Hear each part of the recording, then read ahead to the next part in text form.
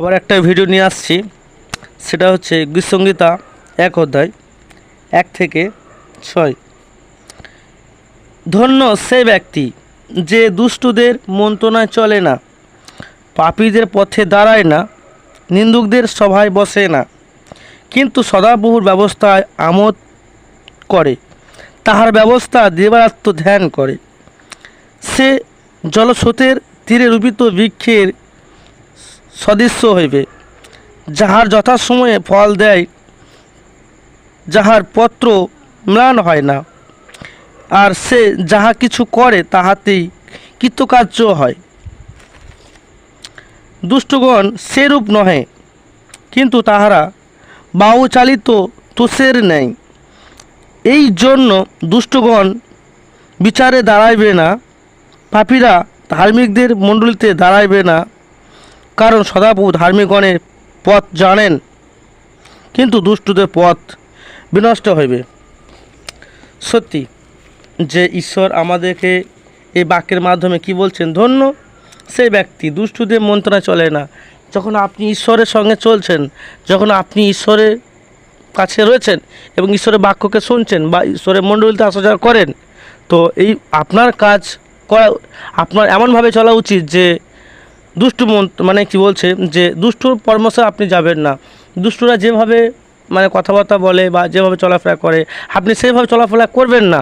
এটা হচ্ছে আপনার চরিত্র, আপনার অ্যাটিটিউড যেটা বলা হয়। অর্থাৎ আপনি এইভাবে চলবেন যেটা ঈশ্বর আপনাকে চলতে বলে। আপনি ঈশ্বরের লোক, আপনি ঈশ্বরের মতো চলাফেরা অবশ্যই করবেন, কারণ ঈশ্বর এখানে আমাদেরকে সাবধান করছে যে দুষ্টদের মন্ত্রণা চলে না, পাপীদের পথে দাঁড়ায় না। আপনি ওখান থেকে সরে আসুন, যেখানে নিন্দা সভায় বসে না, অর্থাৎ যেখানে নিন্দা সভায় দুষ্টদের মন্ত্রণা এবং পাপীদের পথে এবং নিন্দুকদের সভায়, অর্থাৎ 3 রকম পয়েন্ট এখানে বলা হয়েছে। অনেকটা বড় বিষয়, যা বললে অনেকভাবে মানে এখানে মানে অনেক টাইম লাগবে, কিন্তু আমি খুব শর্টে বলছি, তো অবশ্যই এটা শুনবেন। তো আপনি যেখানে বেশিরভাগ নিন্দা হয় আপনি সেই জায়গায় যাবেন না, যেখানে দুষ্টু পরামর্শ হয়, দুষ্টভাবে চলতে শুরু করে সেখানে আপনি যাবেন না, যেখানে যে জায়গায় মানে গেলে আপনি পাপ করবেন বা পাপের মধ্যে পড়ে যাবেন আপনি সেখানে যাবেন না। তাই এখানে এক পদে এটাই বলছেন যে ধন্য সে ব্যক্তি যে দুষ্টুদের মন্ত্রণায় চলে না, পাপীদের পথে দাঁড়ায় না, নিন্দুকদের সভায় বসে না। 2 পদে কিন্তু সদাপ্রভুর ব্যবস্থা আমোদ করে। অর্থাৎ দেখুন এখানে ঈশ্বর বলছে কিন্তু এই সকল মানে মানে মন্দ সকল কাজগুলোতে সে মানে ভাগ নেয় না, সে সেখানে যায় না, কিন্তু ঈশ্বরের ব্যবস্থা আমোদ করবে। অর্থাৎ ঈশ্বরের বাক্যকে নিয়ে আমোদ করে, ঈশ্বরের বাক্য শুনতে ভালোবাসে, ঈশ্বরের মণ্ডলী যেতে ভালোবাসে, ঈশ্বর কথা অন্যকে বলে এবং সুসমাচার বলে। আরেক সময় ঈশ্বর ছাড়া কিছু বোঝে না, ঈশ্বরকে নিয়ে আমোদ প্রমোদ করে, ঈশ্বর তাকে ধন্য বলছে। দেখুন কিন্তু সদাপ্রভুর ব্যবস্থায় আমোদ প্রমোদ করে, তার ব্যবস্থা দিবারাত্রি ধ্যান করো। অর্থাৎ ঈশ্বরের কথাগুলো, ঈশ্বরকে নিয়ে আমাদেরকে ধ্যান করা উচিত, তিনি এটাই আমাদেরকে বলছেন, আমরা ঈশ্বরকে নিয়ে ধ্যান করি। তিনি যাই সে জলের স্রোতে তাহার রূপিত বৃক্ষের সদৃশ্য হইবে। যে আপনি যখন ঈশ্বরের কথা মতো জীবনযাপন করবেন, ঈশ্বরের মতো আপনি চলাফেরা করবেন, ঈশ্বরের বাক্যের মতো চলাফেরা করবেন, তখন আপনি যে কোনো হয়তো পুকুর ধারা হতে পারে, নদী ধারা হতে পারে, যে একটা গাছ সেই জলের ধারা হয়, তার কখনোই অভাব হয় না। গ্রীষ্ম আসুক মানে বর্ষা আসুক, আর একটা মাস আর একটা সময় সেই গাছটা ভয় পায় না। কেন? সে ভাবে যে আমি জলের ধারে রয়েছি। আপনি সেরকম ঈশ্বরের সঙ্গে যখন চলবেন, তখন আপনার কোনো কিছুতে আপনি ভয় পাবেন না, কারণ আপনার সঙ্গে কে আছেন? সর্বশক্তিমান জীবন্ত ঈশ্বর আছেন। আপনার সঙ্গে সর্বশক্তিমান জীবন্ত ঈশ্বর আছেন, তা আপনি কোনো কিছুতে ভয় পাবেন না, কারণ ঈশ্বর আপনার সঙ্গে আছেন। বুঝতে পারছেন? তো ঈশ্বর এই জন্য বলছেন সে জলের স্রোতে তীররূপিত বৃক্ষে সদৃশ্য হইবে, যাহা যথাসময়ে ফল দেয়, যার পত্র ম্লান হয় না। দেখুন, যার পাতা শুকিয়ে যায় না, যার পাতা কোনোরকমভাবে খারাপভাবে হয় না, কিন্তু সে সর্বক্ষণ স্বদেশ থাকিবে। যেটা আরেক জায়গা আছে, এই বাক্যটা পাবেন জেরেমিয়া 17 ঠিক 7-8 মধ্যে আপনি পাবেন এই বাক্যটা। ঠিক এই বাক্যটা দেওয়া আছে যে সে যাহা কিছু করে তাহাতে কৃতকার্য হয়। অর্থাৎ আপনি যাহা কিছু করবেন সেটাতে ঈশ্বর আশীর্বাদ করবে। যখন আপনার চলা বলা মানে যিশুর মতো হবে স্বভাব, যিশুর মতো হতে থাকবে, ঈশ্বরের বাক্যের মতো চলবেন, তখন আপনি যেটাতে হাত দেবেন, যেটাতে বলবেন, ঈশ্বর সেটাই করবে। আপনি মুখ থেকে যেটা বলবেন সেটা হয়ে যাবে, আপনি যেটা আজ লাগাবেন সেটা ঈশ্বর আশীর্বাদ করবে। তাই ঈশ্বর এখানে তার বাক্যে বলছে, সে যাহা কিছু করে তাহাতেই কিছু কৃতকার্য হয়। যখন আপনি ঈশ্বরের সঙ্গে চলবেন, দুষ্টি মন্ত্রণায় চলবেন না, পাপীদের পথে দাঁড়াবেন না, সবসময় সদাপ্রভুর ব্যবস্থা আমোদ প্রবোধ করবেন, তখন আপনার জীবনে এই ধরনের ঈশ্বর যে কথা দিয়েছেন প্রত্যেকটা পরমেশ্বর আপনার জীবনে এমন এমন কাজ করতে থাকবে যখন আপনি সদাপ্রভুর ব্যবস্থায় চলবেন। 4 দুষ্টগণ সেরূপ নহে, কিন্তু তাহারা বাউচালিত দোষের নেই। সত্যি যারা দুষ্ট, ঈশ্বরের সন্তানরা যেভাবে চলে ঠিক সেভাবে তারা চলতে চায় না, তাদের পথ মন্দ, তারা বিভিন্ন মন্দভাবে চলতে চায়, তারা বিভিন্ন মন্দকে ভালোবাসে, তারা অবিলাস বিভিন্ন রকমভাবে পাপকে পছন্দ করে, পাপ তিনি চলে।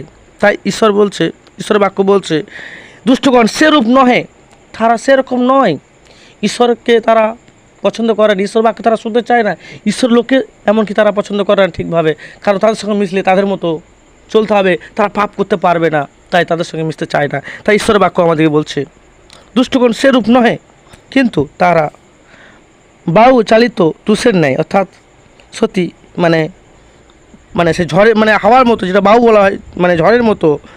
এই জন্য দুষ্টগণ বিচারের দিনে দাঁড়াইবে না, পাপীরা ধার্মিকদের মণ্ডলীতে দাঁড়াবে, অর্থাৎ তারা বিচারের দিনে দাঁড়াবে এবং মণ্ডলীর সামনে তারা দাঁড়াবে না। যেখানে মণ্ডল হয় দেখবেন সেখানে সেই যারা অধর্ম পাপী মানুষ, পাপী বলাটা অবশ্যই আমাদের ঠিক নয়, কিন্তু ঈশ্বর বাক্য থেকে যেটা বলছি, আমরা কাউকে পাপী বলতে পারি না, কারণ ঈশ্বর আমাদের এমন শেখায় না, কিন্তু ঈশ্বর বাক্য যেটা সেখান থেকে বলছি। তো অবশ্যই যারা পাপ করে তারা অবশ্যই ঈশ্বরের কাছে আসতে চাইবে না, ঈশ্বরের মণ্ডলীতে আসবে না, তারা ঈশ্বরকে বিশ্বাস করবে না। ঠিক আছে, তো এখানে ঈশ্বর এই জন্য বলছে যে ধার্মিকদের মণ্ডলীতে দাঁড়াইবে না, তারা যারা অধার্মিকভাবে চলে, ঈশ্বরের বাক্য শুনতে চায় না, ঈশ্বরের পছন্দ করে না, সেসব মানুষরা ঈশ্বরের মণ্ডলীর কাছে তারা আসবে না, বা ঈশ্বরের লোকেদের সঙ্গে তারা মেলামেশা করতে চাইবে না। কারণ সদাপ্রভু ধার্মিকগণের পথ জানেন। ঈশ্বর যারা আপনারা ঈশ্বরকে জানেন, ঈশ্বর আপনার পথ সকল জানেন, আপনি কিভাবে চলেন, কি অনুভব করেন, কি ভাবছেন, কি চিন্তা করছেন, কি আপনার মধ্যে, আপনার মেমোরির মধ্যে ঘোরাফেরা করছে, আপনার মাথার মধ্যে কী চলছে, আপনার মনের মধ্যে কী টেনশন ভাবনা, কী রোগ কী রয়েছে, ঈশ্বর সবসময় আপনাকে জানেন। কারণ ঈশ্বর বলছে ধার্মিকগণের পথ সদাপ্রভু জানেন, ঈশ্বর আপনাকে জানেন।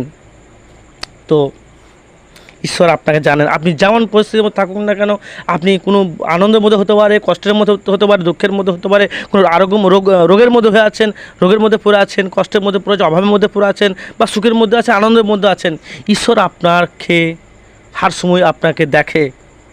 তাই তিনি বলছেন, কারণ সদাপ্রভু ধার্মিকগণের পথ জানেন, আপনার পথ ঈশ্বর জানেন।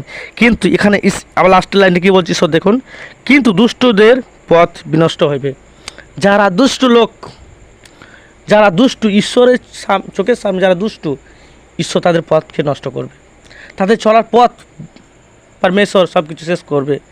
কারণ ঈশ্বরের বাক্য বিফলে যাবে না, পরমেশ্বর যা বলেছে তাই ঘটবে। অর্থাৎ একদিকে পরমেশ্বর সাপোর্ট করছে যারা অধর্ম মানুষগুলো, যারা পাপ করতে চায়, ঈশ্বর একদিকে সাপোর্ট করছে, কিন্তু আবার এদিকে যারা, অর্থাৎ ঈশ্বর এখানে কেন সাপোর্ট করছে না, যারা তাদের সুসমাচার দেওয়া হয়ে গেছে, ঈশ্বরের কাছে তাদেরকে বলা হয়েছে, সত্য বাক্যকে তাদের কাছে আনা হয়েছে, সত্য জিনিসকে তাদের কাছে বলা হয়েছে, যিশু যে সত্য এবং তার বাক্য যে সত্যি এবং সত্য রয়েছে সেটা তাকে সুসমাচার দেওয়া হয়েছে। এরপরে সে শুনে সেভাবে চলছে না, তখন ঈশ্বরের সামনে অবশ্যই সে অপরাধী, আমার বিশ্বাস। কিন্তু আমি বিচার করতে চাই না, ঈশ্বর আমার যে সর্বশক্তিমান ঈশ্বর, আমাদের প্রভু যীশু খ্রিস্ট তিনি আছেন, তিনি প্রত্যেকে বিচার করবেন, আমরা বিচার করা কেউ নয়, অবশ্যই আমরা বিচার করতে চাই না। তো অবশ্যই ঈশ্বর প্রত্যেকে বিচার করবেন। তো অবশ্যই